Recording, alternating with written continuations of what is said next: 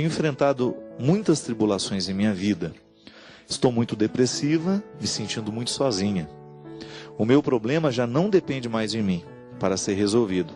Depende de uma outra pessoa que me pediu um tempo para ficar sozinha e pensar.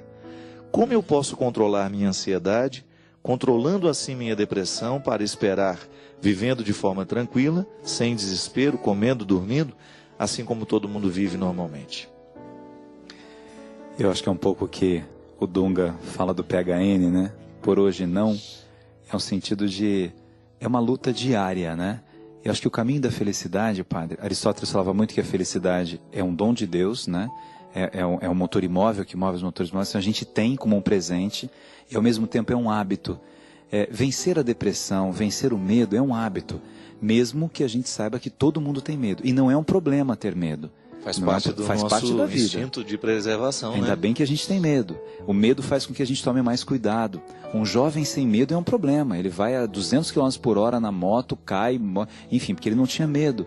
Um cara que entra no mar e enfrenta o mar e não tem medo nenhum é um problema, né? Então, assim, ter medo faz parte da vida. Errar faz parte da vida. Mas eu acho que no dia a dia, a gente tem que falar assim, olha, eu tenho que vencer um pouquinho esse medo que eu tenho. Eu tenho que enfrentar um pouquinho essa realidade. E por menor que seja a minha conquista, ela é significativa porque eu estou dando passos, né? O pior é não dar mais passos e olhar para mim mesmo e me achar um nada. Eu sou um lixo, eu não tenho condições, eu não tenho inteligência para isso. Eu vou na faculdade e não entendo nada. Eu converso com alguém, eu não entendo nada que a pessoa falou. Eu leio, dá dor de cabeça, não entra na minha cabeça. Eu nasci para não dar certo. Se a gente acredita nisso, que a gente nasceu para não dar certo, a gente vai acabar não dando certo. Porque é o hábito de se achar um lixo. E ninguém pode se achar um lixo, né, pai? Ninguém tem o direito, Ninguém né? tem é um o direito, crime, pelo né? amor de Deus. E mesmo, Flávio, o que você pode fazer também é, nesse momento, ocupar a sua cabeça de coisas boas, né, Gabriel? Às vezes as pessoas sofrem muito afetivamente porque elas vivem muito para o outro. E esquece, existe uma série de coisas que a gente pode fazer no nosso dia a dia que vão ocupando o nosso coração e que vão ajudando a gente a superar essas separações, essas dificuldades de relacionamento. Eu sempre digo que um casal, para dar certo, tem que viver uma realização pessoal antes de qualquer coisa. Os dois, né? Porque senão um fica querendo que o outro seja o motivo da sua felicidade e vice-versa. É tudo muito bonito e romântico a gente dizer, né? Você é motivo da minha alegria, eu sou motivo da sua alegria. Tudo bem, a gente tem até o direito de colocar isso como um ponto a ser vivido e a ser cultivado.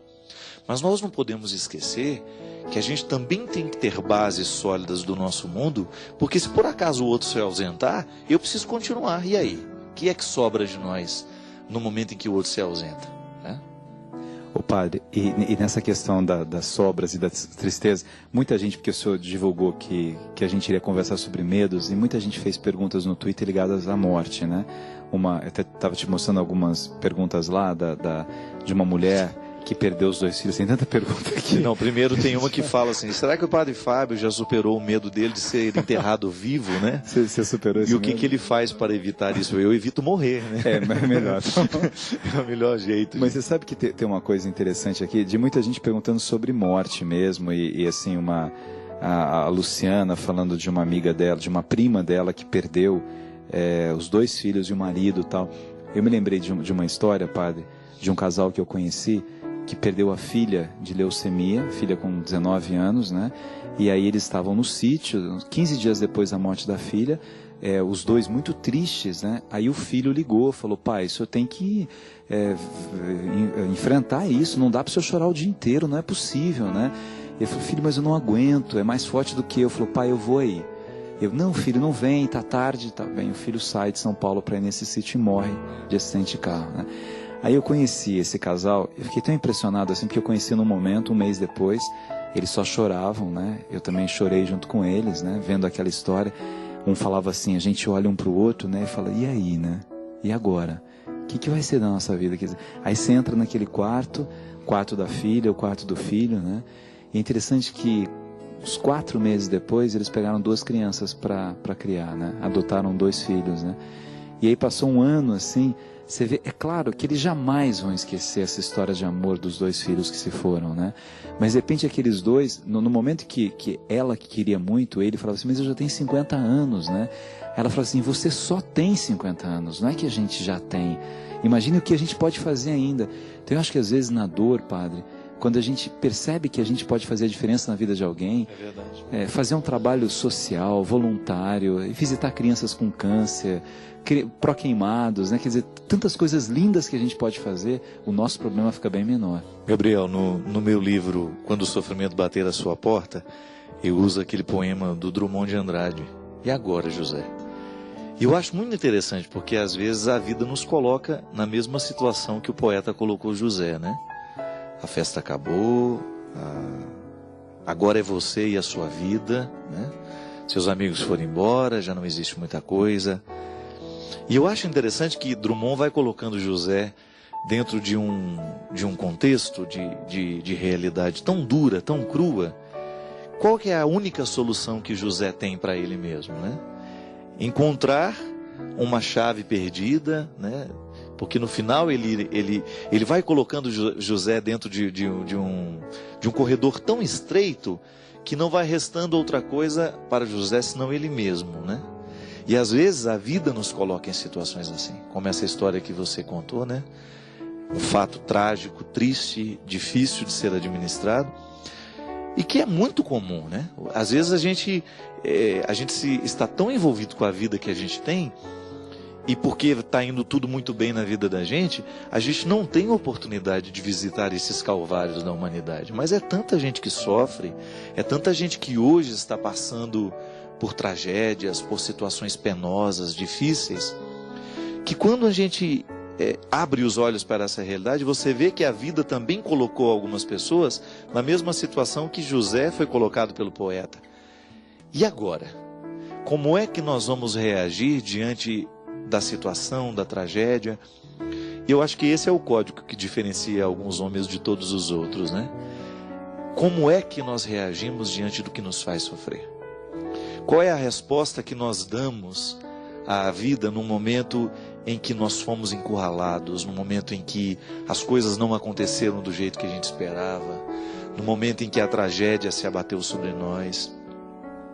Eu acho bonito, e eu contei isso, Gabriel. Não sei se você se recorda, na abertura das Olimpíadas, ou no encerramento, não sei, o grande herói de Pequim, né, que era aquele atleta, o jogador de basquete que está naturalizado nos Estados Unidos, né?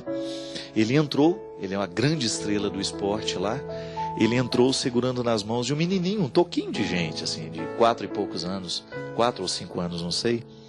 E depois ninguém entendeu nada porque que aquele menino estava entrando, e o comentarista, né, muito emocionado, disse: esse menino sobreviveu ao terremoto que aconteceu pouco tempo antes das Olimpíadas. E aí ele contou uma história interessante. O menino estava na escola, no momento do desabamento da escola, ele com todos os coleguinhas foram soterrados, ficaram debaixo da terra durante muito tempo. E sabe por que eles foram salvos? Porque ele cantava. Debaixo ali do soterramento, nossa, que lindo. Ele resolveu cantar. E os bombeiros escutaram o canto dele. E ele não cantava sozinho, ele motivou todos os coleguinhas que estavam naquele sofrimento, machucados, quebrados, com fome, com frio, com sede. Ele não deixou os coleguinhas dele desanimar, e eles permaneceram cantando. Olha que sintática linda, né? Isso, né? Quem canta sobrevive, né? Sobrevive. Diante do acontecimento trágico, ele resolveu cantar. O padre, na segunda-feira foi muito bonito o Papa Beto, assim, com o padre Antônio Maria, que é um padre tão especial, tão maravilhoso, né? E mais 2 jovens cantores maravilhosos, o Tiago e o Hugo. Sim, Hugo, Tiago e Hugo. Foi muito bonito depoimento. E o padre Antônio Maria falou uma coisa assim: olha, o ruim do sofrimento é que a gente sofre, é só isso. O resto é tudo bom. Porque o resto a gente aprende, a gente evolui, a gente amadurece, a gente encontra um pouco mais com a nossa própria humanidade. Esses dias, falando com os meus alunos de Direito da faculdade, eu falei assim: sabe o que acontece com a gente? A gente não pensa muito. Como a gente não pensa, a razão e a emoção não conversam. Então, você tem um problema, assim, o namorado que brigou tal, você liga para 20 pessoas menos para você. Você está com problema com seu filho, com coisa, você fala com todo mundo e não fala com você. Então a gente tem medo de ficar sozinho, né? E o ficar sozinho é isso, não é no sentido ruim do ficar sozinho. É de olhar para a gente mesmo e perguntar assim, né? O que eu estou fazendo da minha vida? As minhas opções estão corretas, as minhas escolhas estão corretas, a minha forma de tratar o outro é correta, a minha forma de tratar a mim mesmo é correta. O que eu estou fazendo comigo? Você pega às vezes, né, pessoas que são bem-sucedidas e profundamente depressivas. E aí assim, nada realiza mais, parece que você não tem desafios. Eu tenho uma preocupação grande às vezes com crianças ou com adolescentes que têm uma boa condição social e os pais acabam dando tudo e não dando o essencial. Então a gente, desde a criança, padre, uma criança que ganha 40 brinquedos no Natal não tem relação afetiva com nenhum brinquedo. Então não tem sentido. Você não vai ter afeto com 40 coisas ao mesmo tempo. E o pai e a mãe sufocam com isso, né? Então são pessoas assim que poderiam ter coisas tão bonitas, tão singelas, que as coisas mais bonitas que a gente lembra na vida não são essas coisas. Aliás, são as ausências. É verdade. A gente se lembra das ausências, do que a gente queria e não teve, né?